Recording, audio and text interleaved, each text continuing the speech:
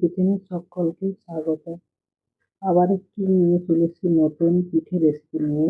প্রথমে নারকেলটাকে কুড়িয়ে নিয়েছি, এরপর পুরটা বানিয়ে নেবো। কড়াই নারকেলটাকে দিয়ে নারকেলগুলোকে একটু নেড়ে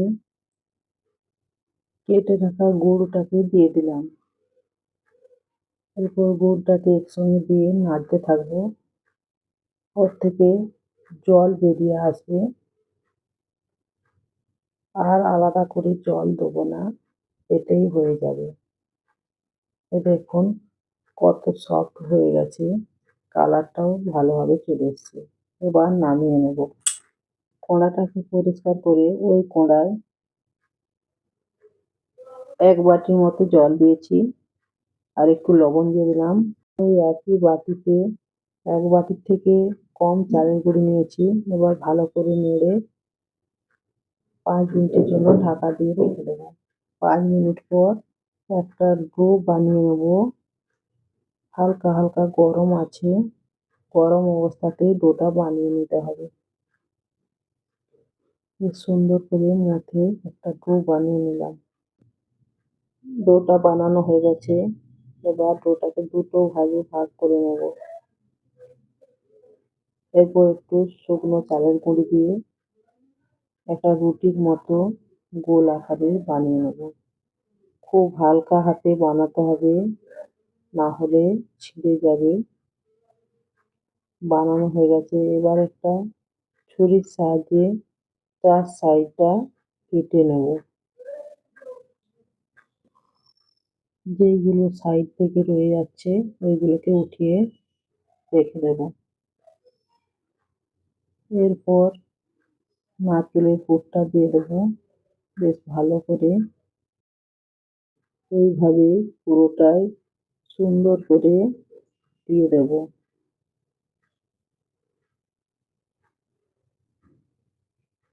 বেশ মোটা করে দিয়ে দিতে হবে, এতে খেতে খুব সুন্দর লাগবে। যত বেশি নারকেলের পুর দেব ততই খেতে সুন্দর লাগবে। এরপর একটা রোলের মতো বানিয়ে নেব। এইভাবে এক সাইড থেকে রোল বানিয়ে নিলাম। এর মুখটা যাতে খুলে না যায় তার জন্য একটু জল দিয়ে ভালো করে চেপে দিলাম। একটা রোল বানানো হয়ে গেছে। এবার আরেকটা একই প্রসেসে বানিয়ে নেব। এবার সাইডে উঠিয়ে রেখে দেবো। আবার একটা ডো নিয়ে নিলাম। ওই একইভাবে হালকা হাতে বেলে নেব। বেলা হয়ে গেছে। এবার 4 সাইডটা কেটে নিচ্ছি।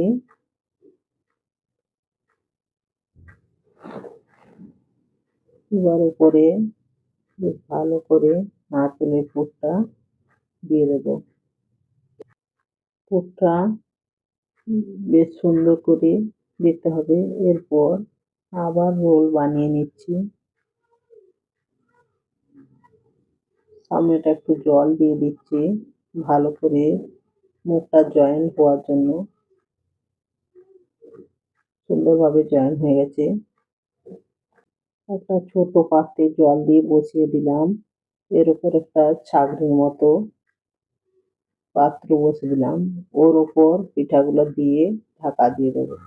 15 মিনিট পর খুলে নিয়েছি, সেদ্ধ হয়ে গেছে ভালোভাবে। এরপর 10 মিনিট ঠান্ডা করে নেব, না হলে কাটা যাবে না সমানভাবে। 10 মিনিট পর পিস পিস করে ছুরির সাহায্যে কেটে নিচ্ছি। দেখুন কত সুন্দর দেখাচ্ছে, খেতেও খুব সুন্দর লাগবে। একবার বানিয়ে দেখবেন। এইভাবে বানালে খুব সহজেই বানানো যায়। বেশি কিছু উপকরণও লাগে না, খুব তাড়াতাড়ি বানানো যায়, আর একসঙ্গে অনেকগুলো পিঠে হয়ে যায়। দেখুন খুব সুন্দর দেখাচ্ছে।